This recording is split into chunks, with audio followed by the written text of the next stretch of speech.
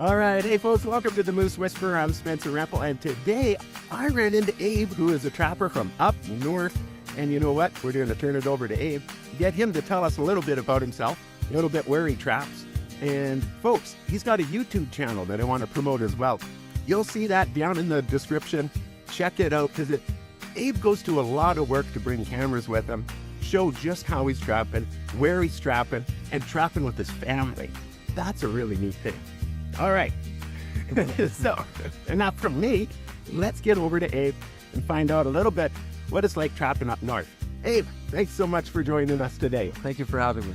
What can you tell us in a little shortly, briefly about yourself, maybe a bit of history, and where you're from and what you do? Well, I'm from northwestern Alberta. I grew up in Ridicrete, a small town in northern Alberta, surrounded by creeks, forest, outdoors. We grew up on a farm as me and my brothers, and Tom Sawyer in the creeks, and finding this and finding that, and my brother started trapping, and that's where I picked it up. And from there, I started taking it more and more seriously. I bought a trap line probably about 15 years ago. I trapped that line for about 10 years before I bought it. It's only one township. It's a small trap line. But I'm very fortunate. The trappers that are connected to my line, they signed me up as junior partners. So I have a fairly big area that I can trap. Right over. And so the fur bearers are, lately it's been wolverine. I've had a lot of wolverine on my trap line. No wolves, but this year. But other than that, all the fur bearers that we have in northern Alberta.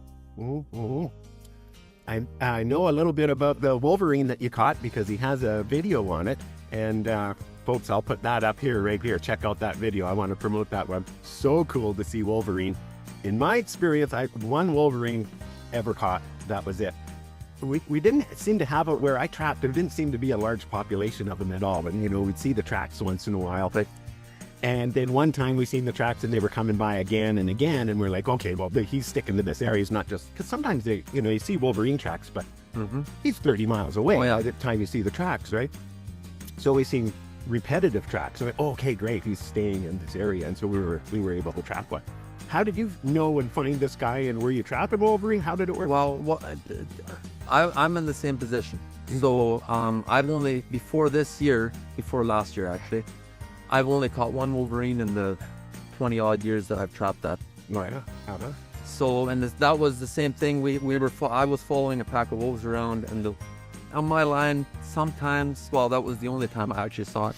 But I've heard from other trappers that wolverines will actually follow wolf packs. Let the wolves take down the moose, and then they can go there and take that moose carcass over. So I saw this. Interrupt you, but that is so interesting. Yeah, and I think you're exactly right on that. A wolverine, is built.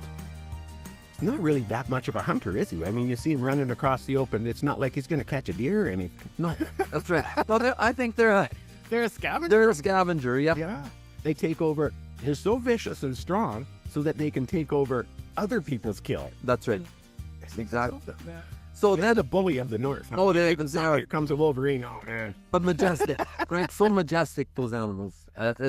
Catch one is a highlight, I think, in any trapper's. When he's trapping. It was for us. We never sold that one. We got it done into a mount, into a full rug, right, with the head done and everything. Just beautiful. But the wolverine I caught this year, last year I had a kite. I didn't trap on the trap line. So I have three loops. I trap one loop per year, and then I leave the trap line alone for 1 year. So every loop gets 4 years to rest. Oh, and that just means that I'm gonna always have a good trap line to trap, right? And so last year I didn't trap the line, but I did have a kite bait, and I caught actually a wolverine in a kite set. Unfortunately, I had people at my bait once in a while, and by what we saw is they cut that wolverine out of my snare and stole the catch from me. So that was, sorry to hear that. Yeah, that was a little bit bad, but I was surprised to see a wolverine on my trap line because we don't have many. Yeah. And then this year, me and my son, actually, we saw tracks. And I told him, I said, Jackson, as soon as Wolverine season opens, we got to get sets out. So we put sets out, and you know, if anybody watches that video, it was such a good, because I had 6 people along that had never seen a wolverine in a trap, had never seen a wolverine in the wild, period. So it was a real special moment. You know, most of the guys were 17, 18 years old. You know, we had high fives, big, you know, hands in the air. There were hugs, I think, involved. It was an awesome experience. Yeah. Right on. Okay, so tell me a little bit about trapping wolves, because that's always an interesting one to me. That's one that I never got to do myself. So my trap line's in the south, Okay. and we didn't have any wolves. Recently, wolves have just started to move into the area. So I never had the opportunity for trapping wolves. Coyotes, yes, but tell me about what's it like to trap a wolf, especially compared to a coyote, because that would teach me quite a bit. Well, first of all, when you walk up to a wolf in a snare, you realize how big they are. Like they're massive. Like it's almost shocking, because I was used to snaring coyotes, right? As a youngster. When I caught actually the very first wolf that I ever caught in a snare was a pure white wolf, like as white as snow. Beautiful, really? Yep. And I was so, I had just caught it. Like I could hear the pack around me. Like they were still making sounds and stuff. So I had just caught it, so I had to dispatch the wolf. But I was so shocked on how big it was. Even though it was pure white and I didn't know how rare a pure white wolf was, I was so shocked on how massive a wolf gets. Like I've caught wolves that are up to 120 pounds. That's the biggest. 120 pounds. 120-pound wolf is the biggest wolf I've caught. Yeah. Yeah. But to catch a wolf, it's like a wolverine. It's a special, you know, it doesn't happen often. Yeah. Yeah. Fortunately, and unfortunately, I don't like wolves on my trap line, because it's bad for the moose. You know, they'll eat my lynx when I catch a lynx. Yeah. And so I don't really like wolves on my trap line. But I always had wolves on my trap line, and you know, I don't know, really. Catching them is a thrill. Skinning them isn't that much fun. They're a lot of work. Oh yeah, they are. Yeah. Well, yeah, it takes me probably 6 hours, good 6 hours from start to finish on a wolf. Right. So, but catching them is a thrill, for sure, a big thrill, and especially I've come up to baits where you can see that I caught an alpha, the first catch, and then I'll have like 2 or 3 more wolves and the snares surrounding it. So I'll come out, 1 check, 4 wolves. Oh, really? Yeah. So that's a big, wow. Like, how does that work? You got the alpha, the pack leader. Yep. The alpha in the first set. Yep. And then, so how does that work? Then you set, obviously you do that on purpose, because the rest are going to come around. That's right. To see what's going on. Or so if you catch one of the wolves that aren't the female or male alpha, what's going to happen is all the wolves follow the leaders. So if you catch an alpha, those wolves are going to stay around. They're going to maul around. They're going to, what's going on? Like, our leader's caught. So if you have a lot of snares out, you're going to end up catching multiple wolves in one shot. And that's a good, like, that's a good practice to I would imagine. Yeah. Because I've had wolf baits where I've had 2 snares. I've had wolf baits where I had up to 50 snares. Really? Yeah. Wow. So it all depends on, when a pack moves through my line, I can see there's 1 or 2 wolves on it. Yeah. Then I'm only gonna set maybe 10 snares. If I have I've had packs up to 10 wolves come through. Well, I'm gonna set as many snares as I possibly can. So, but they're the hardest animal to catch in my eyes is a wolf. That's what I've heard. And the last trapper that I interviewed, he was saying the same thing. He said, well, he didn't have anyone to teach him how to do it, so he was learning kind of a trial and error. Right. And it was years and years before he could catch wolf. Yeah. What's your experience at first trying to catch it? Well, you know what? When I was a youngster, we we were catching coyotes and foot traps. Oh yeah. And so I caught 2 wolves in foothold traps, coyote traps. But they were so full of mange, we actually ended up burning those carcasses. Yeah. So fast forward to maybe 15 years ago, I can't remember when I caught my first wolf or I snared my foot. When I had talked to a trapper and I said, I don't have time to set up a big bait. I have such a big area to cover, but I have wolves on my left. And he told me, he said, well, what you do is when you see a wolf track or trail come out of the bush, jump off your snowmobile, walk 10 feet in the bush and hang a snare up on his trail. And then continue on. That way you can check your wolf snares. No bait, nothing involved. Instead of wolves will a lot of times follow their old trace. Oh, yeah. And that's how I caught my first wolf. And I think that's the simplest way because, Right on his own tracks. yep, if you want to set up a bait, that's a big commitment. Like you need it's like when I bring a wolf bait out, it's a pickup box full, like thousands and thousands of pounds Oh, of really? bait on one pile. Yeah, Mm-hmm. you know, you throw a little muskrat out, Mm-hmm. you're not gonna get anything. You throw a beaver out, you might have a wolf that will approach it, stay away 100 yards, and decide it's not worth it.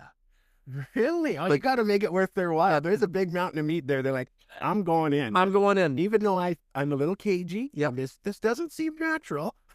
But for that much meat, I'll take the rest. Yep. Ha, I never thought of that before. That's a good one. I've talked to young trappers that had that happen. Yeah. They said, Abe, can we come to check out what's going on with my wolf bait? I know. So I walked up and I looked at it, and they had a bit of a bait there. And so I walked 100 because we saw wolf tracks a ways off, but I walked about 100, 200 feet into the bush and there were wolf tracks, but they didn't come into the wolf bait. It just wasn't enough for them to commit. Mm-hmm. So you want to put enough there that they're not even going to think about it. They're coming in Huh. and then keep your snares a ways away from your bait. I like Oh, yeah. this year, my bait, my snares, the way I've set it up, my snares will be 200-300 yards away from my bait. Oh, wow. Yeah. I thought that I'd been a ways away. So I was thinking 20, 30, 40 yards at the most. 200 yards away. Yeah, because I find in my experience, the further away you have them, Yeah. the closer they get to the bait, the more leery they're gonna get. Mm-hmm. So if I guess that. yeah, and How at 200 yards, he's not nearly as leery as he is at 20 yards. that's right. And I'm putting out a video this year about my wolf bait and how I'm setting it up. Right on. Oh, I look forward to seeing that. I started it, but it was so cold, my fingers were freezing out there, so I made it quick. But I'm gonna put a little bit of a tutorial about my bait this year. Good, good. I want everyone to check out Abe's channel because, yeah, I mean, these are the things that he does. He's going to put out this tutorial on there. The poor guy's out there freezing his hands off, and he's doing it just for you, just for people to be able to check it out. Another thing I wanted to talk to you about, Abe, is family. You got boys, and they come out and check that trap line with you, don't they? They do. Tell me a little about that. Well, you know, my oldest boy, I had him out there. I remember taking out there when we were trapping otters, and it was a long ways in. And I had him between my arms like this, and I remember having to hold his head with one arm because he was sleeping on the way out. It was awesome. So he's actually been trapping. How old was he then? Oh, he was probably 4. Yeah, so he's been trapping since he's 4. That's pretty good to be able to say. But him and his friend, they both took all my boys except my youngest have taken the Alberta Standard Trapping course. Oh, good, right on. So licensed to. Yeah, we go 100% by the book. I want to teach him right. Right on. Logan and a friend of his are actually trapping a different loop this year by themselves. Mm-hmm. But my middle boy is the fellow that shows the most interest. He's trapped a lot of muskrats. He does a lot of skinning. Yeah. He's out there with me every step of the way. I enjoy it. Plus, he has he's strong. Like he can operate a chainsaw, and we're cutting trail together, right? So, Taking some of the burden now. Yeah. Having them along isn't. it's not so easy anymore. But you know, you drive up to a wolverine in a trap. Yeah. He said after he said, "Oh, Dad, it's all worth it, right? Oh, Once you good. catch that." Oh, he's got. Yeah, Yeah. good. He's an outdoorsman. He's got But- a bug. And I know I mentioned it on one of my videos. You know, for any trappers out there, take young people along. Yeah, man. That is huge. We got to keep the industry alive. Mhm. And you know, I've told both of my boys one year we were trapping a beaver for the county, problem beavers. Oh yeah. And so me and my eldest, we were on canoes. It was middle of the summer. Me on canoes and just seeing beautiful scenery. And I told him, I said, one thing, even if you don't trap, when I get older, if I'm lucky enough to get older, you take me out beaver trap. Even if it's just for one weekend, we go out beaver trapping together, right? Because we got to keep the industry alive. Yeah. So, yeah, if you have a trap line, you have a situation where you can take a nephew or friend or anybody, young people, take them out there. Right. Yeah. That's so great. You know, it's not a very profitable industry, you know, either yet. I know a lot of us are doing it for the lifestyle, to be able to bring our kids up in it and not have it die. Ones that just hang on to the fur trade and you know all of the good that it's done in this country, and that we even, you know, get to experience now about being out in the forest and out in the woods. And you never learn more than when it's a job, when you're working, when you're doing something, learning about those critters. You know, there's probably no one could tell you more about a marten than, well, no, nothing else you could learn. You've been there, you've watched them, you've trapped them, you've studied them. Yeah. You trap a lot of marten, I imagine? Yes, we were actually very fortunate this year. We got, and that's also coming up on a video of mine, we caught a marten that is almost white. Oh, get out! I'm serious. I'd never seen anything like it. No, they get darker in color. I've seen lots. But yeah, and usually, like my trap line, they know for very dark, like almost black. It's just nice. They like that. Yeah, and I caught him in a Wolverine trap. Mm-hmm. So, you know, a trap that's 4 times too big for him. Yeah. I thought I had a rabbit, actually, because it was covered in snow. Mm-hmm. I can just see white fur, a little bit of white fur. Yeah, exactly. As I got up closer, I said, Jackson, you better come here. I think we got something special. And we uncovered it, and the belly of it looks like a normal marten. The back is just like a creamy white color.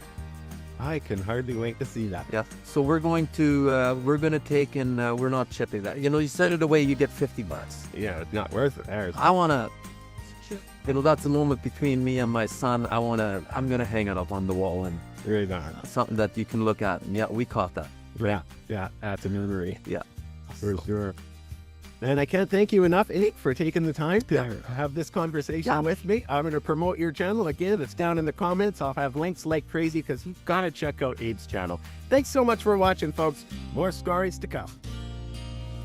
If you ever find yourself up north, give me a jingle if you're up north. Yes, I will. That's a plan.